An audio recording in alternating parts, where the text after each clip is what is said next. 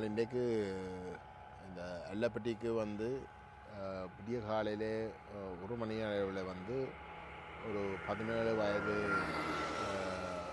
பொடியன் ஒருவர் போலீஸால் வந்து வாகனத்தில் போகின்ற பொழுது சுட்டு கொல்லப்பட்ட சம்பவத்துடைய அந்த சம்பவம் நடந்த இடத்துக்கு நாங்கள் வந்து இந்த நிலைமையிலே சும்மா கண்காணிக்கிறதுக்கு வந்திருக்கிறோம். அந்த வகையில் அந்த இறந்த தம்பியினுடைய குடும்பத்தை உறவினர்களும் வந்து இங்கே வந்து இருந்தவர்கள். உண்மையிலே இந்த சம்பவம் தொடர்பாக நாங்கள் கேட்டறிஞ்ச இடத்துல வந்து ஒரு பலத்த சந்தேகங்கள் எழும்புகிற வகையில் தான் கதையில் இருக்கின்றது. ஏனென்றால் முதல் கட்டமாக வந்து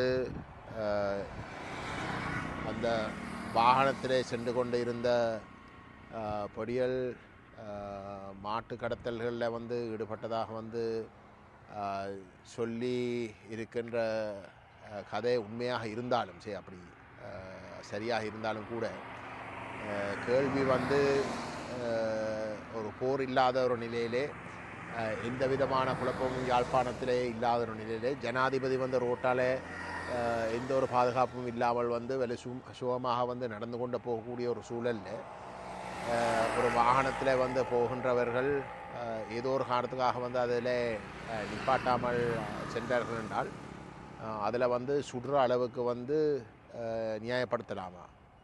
முதலாவது. ரெண்டாவது வந்து சுடுறதாக இருந்தாலும் வந்து அந்த வாகனத்துடைய பயணத்தை வந்து ஏதோ ஒரு வகையில் தடுக்கிறதுக்கு இல்லாட்டி நிப்பாட்டுறதுக்கு வந்து நடவடிக்கை எடுக்கணுமே தவிர வாகனத்தை ஓட்டுறவரை வந்து கொள்கிற அளவுக்கு வந்து நடந்து கொள்கிறத வந்து நியாயப்படுத்தலாமா?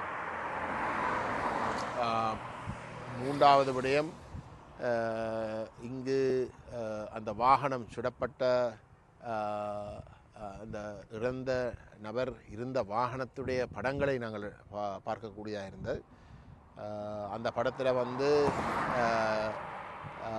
வாகனத்துக்குள்ளே சாணம் இருந்ததாக வந்து காட்டப்படுகின்ற விடயங்கள் வந்து உண்மையிலே சந்தேகத்துக்குரிய ஒரு விஷயமாக வந்து நாங்கள் கருதுகிறோம். ஏனென்றால் அந்த படத்தில் வந்து இருந்த சாணம் இருந்த விதத்தில் போலீஸாருடைய கதையின்படி வந்து ஒரு மாடும் வாகனத்துக்குள்ளே இருந்து வாகனம் சுடப்பட்டு அந்த வாகனம் நின்ற இடத்துல வந்து அதில் வாகனத்தில் இருந்த மற்றவர்கள் வந்து கதவை திறந்து விட்டு மாட்டை வெளியில் விட்ட ஒரு நிலையில் வந்து அந்த சாணம் இருந்த விதத்தில் உண்மையிலே அந்த சாணம் அதுக்கு பிற்பாடு வந்து போடப்பட்ட ஒரு சந்தேகம் எழுகிறது. என்னென்றால் வந்து ஒரு மாடு வாகனத்துக்குள்ளே இருக்க வந்து படுத்து கிடக்கும் வந்து சாணம் இருந்தால் வந்து அதெல்லாம் அமர்ந்து போயிருக்கும், ஒரு ஃப்ளட்டாக இருக்கும். அப்படி எந்த விதத்திலையும் இல்லாமல் வந்து அது ஒரு என்ன சொல்கிற ஒரு போலையாக வந்து இருந்த ஒரு நிலைமையும், அது மட்டும் இல்லாமல் வந்து இந்த வாகன சம்பவத்துக்கு ஒரு 50 அடி தூரத்தில் வந்து சாணத்தை கொண்ட ஒரு பேக் அதில் இருக்குது. அந்த பேக் இருக்கிறதையும் வந்து நாங்கள் அவதானிக்கக்கூடியதாக இருந்த காலையிலே இங்கே வந்த ஊடக நண்பர்களுடைய கருத்தும் இங்கே வந்த பொதுமக்களுடைய கருத்தும் வந்து அந்த பேக் இந்த பஸ் ஸ்டாண்டு கிட்ட முன்னுக்கு இருந்த இடத்துல வந்து மனிதுரிமை சேரகம்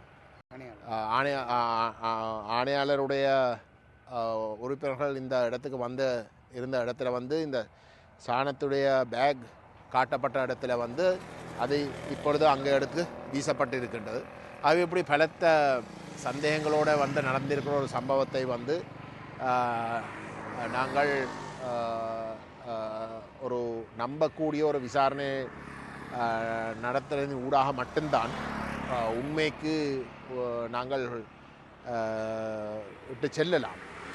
ஆனால் எந்தளவு தூரத்துக்கு அந்த உண்மையை போலீஸாரே வந்து சந்தேகத்துக்குரிய நபர்களாக காணப்படுகின்ற பொழுது என்னடா அவர்கள் தான் சுட்டவர்கள், அவர்களே இந்த விசாரணையை வந்து எந்தளவு தூரத்துக்கு நேர்மையாக செய்வார்கள் என்று எங்களை பொறுத்தவரை வந்து நாங்கள் நம்ப முடியாது. அது மட்டுமில்லாமல் இன்றைக்கு இவ்வகையான சம்பவங்களை ஊக்கி வைக்கிற வகையில் தான் இன்றைக்கு அரசாங்கம் வந்து ஒரு அவசரகால சட்டத்தையும் வந்து நீடிக்கிறதின் ஊடாக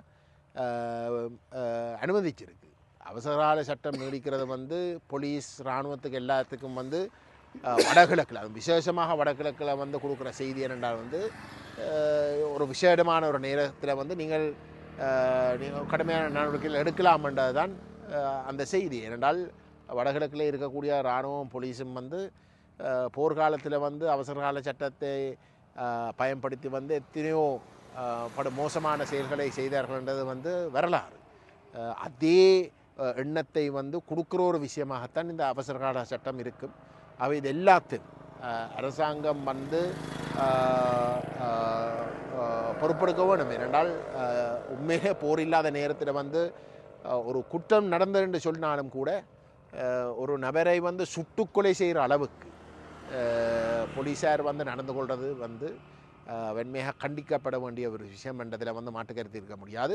ஆனால் இந்த சம்பவம் தொடர்பாக வந்து ஒரு நீதியான ஒரு நம்பக்கூடிய ஒரு சுயாதீன விசாரணை வந்து இந்த நாட்டிலே வந்து குற்றவாளியே தன்னை விசாரிக்கலாம் என்ற ஒரு நிலையிலே வந்து நாங்கள் நம்பியிருக்க முடியாதுன்றதுதான் துரதிர்ஷ்டவசமான உண்மை.